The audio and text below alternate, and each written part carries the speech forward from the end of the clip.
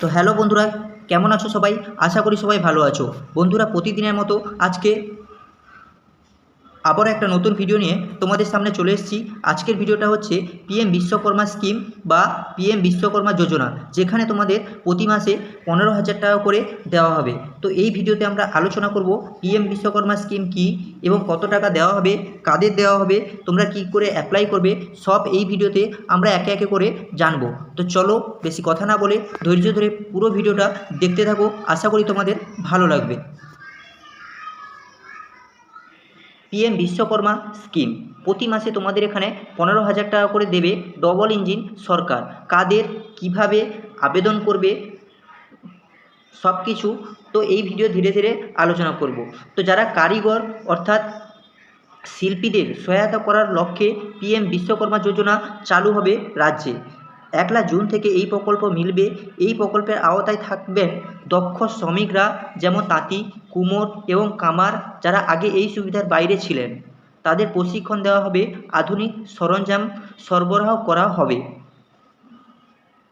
যারা এই স্কিমে আবেদন করতে পারবেন: কাঠ মিস্ত্রি, লোহার, দর্জি, নাপিত, কুমোর, মুচি, স্বর্ণকার, মালাকার, ধোপা, মাছ ধরা জাল প্রস্তুতকারক ইত্যাদি। তোমরা যদি হয়ে থাকো, এখানে তোমরা পিএম বিশ্বকর্মার জন্য অ্যাপ্লাই করতে পারো। তো যারা কারিগরি শিক্ষায় দক্ষ, ঠিক আছে, তারা এই স্কিমে অ্যাপ্লাই করতে পারবে। তো এখানে যে যোগ্যতা তোমাদের লাগছে, পিএম বিশ্বকর্মা যোজনার যে যোগ্যতা লাগছে তা হলো ভারতীয় নাগরিক হতে হবে, তোমাদের বয়স 18 বছর বেশি হতে হবে, ঐতিহ্যবাহী কারিগরি কাজের সঙ্গে তোমাদের যুক্ত থাকতে হবে। তো তোমাদের যে কারিগরি শিক্ষা অর্থাৎ কারিগরি যে কোনো কাজের সঙ্গে তোমাদের যুক্ত থাকতে হবে। এখানে অ্যাপ্লাই করার জন্য তোমাদের যেসব ডকুমেন্টসগুলো লাগছে তা হলো আধার কার্ড, মোবাইল নাম্বার লাগবে এবং যে কারিগরি বিদ্যার সাথে যুক্ত তার ব্যাংকের পাসবুক, সঙ্গে ডিবিটি লিঙ্ক করা থাকতে হবে, পাসপোর্ট সাইজের ছবি, ঠিক আছে, কাজের প্রমাণ, যেমন দর্জি, কাঠমিস্ত্রি, নাপিত ইত্যাদি যে তোমরা কাজ করো সেই কাজের প্রমাণস্বরূপ তোমাদের এই সব ডকুমেন্ট লাগবে। এই প্রকল্পের জন্য কিভাবে আবেদন করবেন? অফলাইন পদ্ধতি অর্থাৎ পিএম বিশ্বকর্মা যোজনার জন্য আবেদন করতে নিকটতম সিএসসি কেন্দ্রে তোমাদের যেতে হবে, ঠিক আছে।